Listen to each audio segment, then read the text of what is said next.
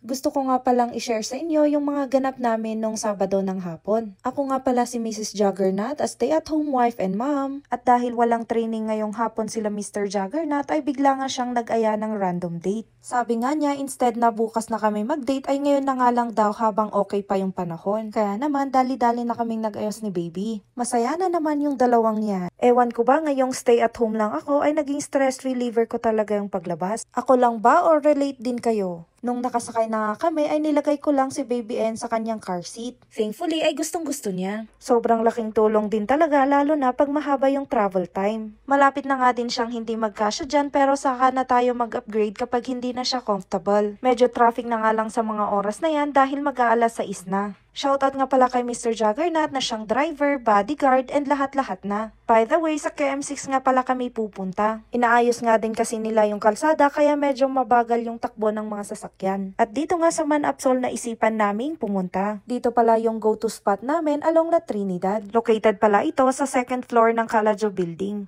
Hi, Christmas is waving!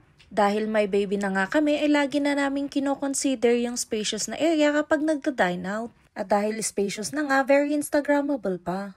Nakapag-order na nga pala kami dyan kaya naman nilaro muna namin si N. Pinag-usapan na nga namin dyan yung topic namin nung Thursday night. Eto nga ay kung paano namin may improve yung communication namin as a married couple. Na-realize nga din namin dyan na nung naging parent na kami ay hindi na kami masyadong nakakapag-usap ng masinsinan. Thankfully ay may mga ibang couple din whom we are journeying with.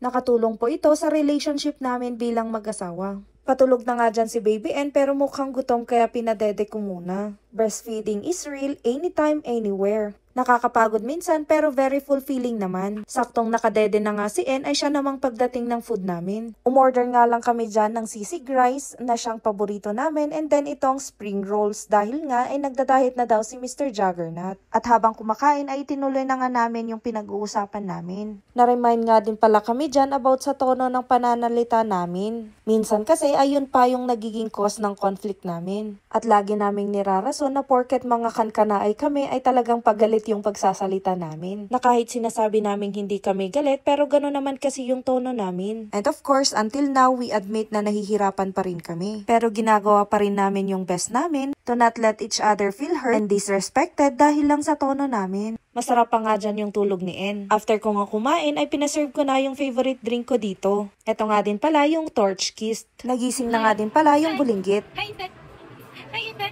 Going back, may we all be reminded that as a married couple ay we should never stop dating. Hindi naman dapat laging mahal. Basta always make sure to make it happy and exciting. At kapag nasa Manapsol ka, syempre hindi pwedeng walang mirror shot. May fish aquarium nga din sila kaya naman isa ito sa mga nagustuhan namin dito. And as you can see ay amazed naman yung N namin dito. Nakabukas pa nga yung mouth ng bebe na yan. Hello po sa aking mga online uncles and aunties. Bandang 7:30 na nga nung pauwi na kami. And while on the way, nagutom ang mahal na prinsipe. Sobrang traffic na nga nung mga time na yan at naboboard na rin yung isa dyan. Kaya bago siya umingit ay hanggang dyan na lang muna. Yun lang for today's mini vlog. Bye!